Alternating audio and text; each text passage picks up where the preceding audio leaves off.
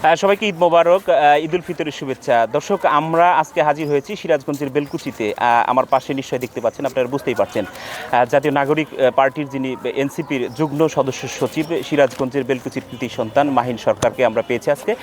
তিনি এলাকায় কিন্তু এসেছেন, ঈদের শুভেচ্ছা বিনিময় করছেন। কিছুক্ষণ আগে কিন্তু তিনি ঈদ আনন্দ মিছিল যেটা করলেন সেটা কিন্তু করলেন। এই মুহূর্তে আমরা একটু তার সাথে সরাসরি যুক্ত হওয়ার জন্য চেষ্টা করছি এবং তার রাজনৈতিক জীবন, ব্যক্তিগত জীবন একটু কথা বলবার জন্য চেষ্টা করছি। মিস্টার মাহিন সরকার, কেমন আছেন আপনি? ঈদ মোবারক। ঈদ মোবারক। আলহামদুলিল্লাহ ভালো আছি, আপনি কেমন আছেন? অনেক ভালো আছি।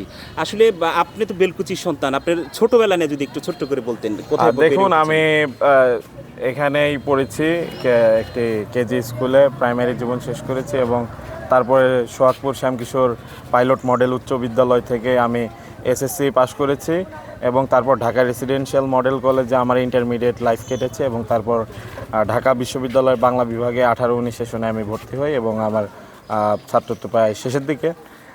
এবং এখন আমি বর্তমানে রাজনৈতিক জীবন শুরু করেছি। প্রথমে অরাজনৈতিক সংগঠন হিসাবে বৈষম্য বিরোধী ছাত্র আন্দোলনের সাথে ছিলাম এবং বর্তমানে রাজনৈতিক দল জাতীয় নাগরিক পার্টির যুগ্ম সদস্য সচিব। আমরা সম্প্রতি দেখতে পেলাম আপনার ফেসবুক ওয়ালে আপনি বিবাহ বন্ধনে আবদ্ধ হয়েছেন। সব মিলে আপনার পারিবারিক অবস্থা যদি বলতেন, কে কে আছে আপনার পরিবারে? দেখুন, আমার পরিবার খুবই ছোট একটি পরিবার। আমার মা, বাবা, বোন এবং আমার স্ত্রী, এই নিয়ে আমার পরিবার। ছাত্র জীবন আসলে শেষ এখনো করেননি, কেন চিন্তা করলেন রাজনৈতিক জীবনে প্রবেশ করার? দেখুন, আমাদের এই মুহূর্তে নতুন যে রাজনীতি শুরু করা, সেটি আমরা মনে করেছি যে আমাদের হাত দিয়ে শুরু করতে হবে। কেননা 24-এর গণ অভ্যুত্থানে আমরা কিন্তু রাজনীতির সাথে অটোমেটিক্যালি কিন্তু যুক্ত হয়ে গেছি। কারণ গণ অভ্যুত্থান কোনো অরাজনৈতিক বিষয় নয়, গণ অভ্যুত্থান পুরোটুকুই রাজনৈতিক বিষয় এবং সেখানে কিন্তু আমরা বিভিন্ন দল মত নির্বিশেষে আমরা কিন্তু ঐক্যবদ্ধ করতে পেরেছি, কেননা তা অধিকার আদায়ের সংগ্রাম ছিল। এবং আমরা মনে করেছি যে রাজনৈতিক দলগুলোর যে কাজ হওয়া উচিত ছিল, যে মানুষের অধিকার আদায়ের জন্য সংগ্রাম করা, তারা সেটি করতে অনেকাংশে ব্যর্থ হয়েছে। এ কারণে বিভিন্ন সময়ে এই ফ্যাসিস্ট হাসিনাকে পতনের জন্য ডাক দেওয়া বা আন্দোলন করা যৌক্তিক ইস্যুতে তারা করলেও সেগুলো কিন্তু সফলতার মুখ দেখেনি। সেই জায়গায় আমরা জাতীয় নাগরিক পার্টি এবং আমরা যারা নেতৃত্ব আছি, আমরা মনে করেছি যে মানুষের অধিকার আদায়ের কথা বললে মানুষ আসলে আপনার প্রতি বেশি আকৃষ্ট হবে। সেই জায়গা থেকে আমরা মনে করেছি যে মানুষের অধিকার আদায় করা দরকার এবং সেটি কিন্তু অরাজনৈতিক উপায়ে করা যায় না। সে কারণে আমাদের রাজনৈতিক জীবনে আসা, আমারও রাজনৈতিক। আমরা যতটুকু বুঝতে পারছি এবং জানতে পারছি, পোস্টারিং হয়েছে, ফেস্টুন ব্যানার হয়েছে, আপনি সিরাজগঞ্জ 5 আসন থেকে এনসিপি সম্ভাব্য প্রার্থী। আপনার কাছে একটু জানতে চাচ্ছি, প্রবীণ অনেক রাজনৈতিক দল রয়েছে, সেখানে আপনি একজন নবীন রাজনৈতিক দলের প্রার্থী এবং নবীন রাজনৈতিক নেতা, তরুণ নেতা হিসেবে, সেই হিসাবে আসলে আপনার বিশেষ কি বিশেষায়িত থাকবে যেটা নতুনদের জন্য আকর্ষণ হিসেবে আসছে? দেখুন, আমি আসলে প্রথমেই বলতে চাই, আমাদের এই রাজনৈতিক সংগঠনটি একেবারেই নতুন এবং এটি এখন পর্যন্ত তৃণমূলে কিন্তু ওভাবে পৌঁছায়নি। আমরা চাচ্ছি যে তৃণমূল পর্যন্ত পৌঁছাতে এবং সংগঠনটাকে শক্তিশালী করার জন্য। ব্যানার, ফেস্টুন এগুলো আসলে আমাকে অনেকে ভালোবাসে, তারা নিজ উদ্যোগে করেছে। এখানে কিন্তু আমার অনেকাংশে আমি জানিও না, আমি পরবর্তীতে এখানে এসে দেখেছি যে ব্যানার ফেস্টুন তারা করেছে।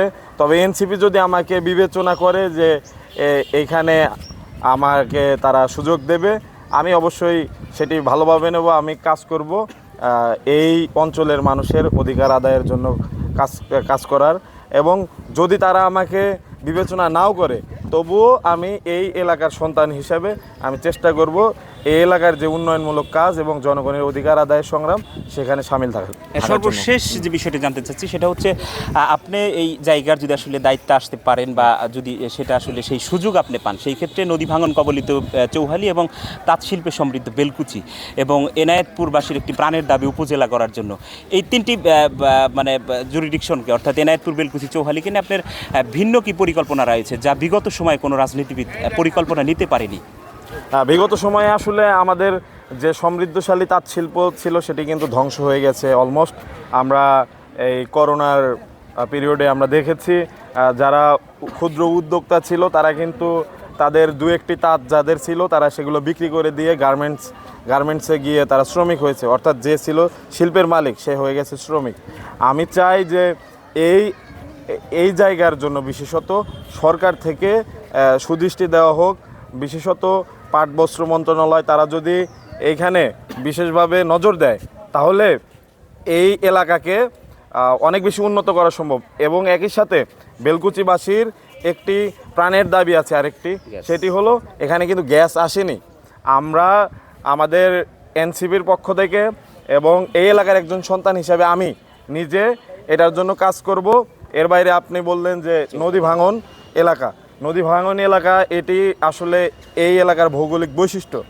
আমরা চাই যে এখানে একটি স্থায়ী বাঁধ হোক এবং বাঁধ নির্মাণের কাজ কিন্তু পুরোপুরি শেষ হয়নি। হয়তো উদ্যোগ নেওয়া হয়েছিল বিগত সরকারের আমলে, লুটপাট কিংবা বিভিন্ন নিম্নমানের জিনিসপত্র ব্যবহারের কারণে কিন্তু সেটি স্থায়ী হয়নি।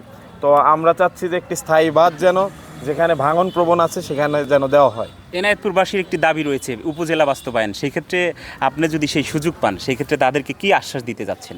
এটি বলতে চাচ্ছি যে এটি সম্পূর্ণভাবে সরকারের পলিসির জায়গা থেকে তারা সিদ্ধান্ত নিতে পারে কি না কি হতে পারে। সে জায়গায় আমি আগে তাদের কাছে গিয়ে তাদের কথাটা আগে আমার শুনতে হবে, তারপরে যদি সেটি পলিসির সাথে সরকারের সাথে মেলে সেক্ষেত্রে আমি সরকারকে বলতে পারি, দায়িত্বপ্রাপ্ত যারা আছে তাদেরকে। ধন্যবাদ।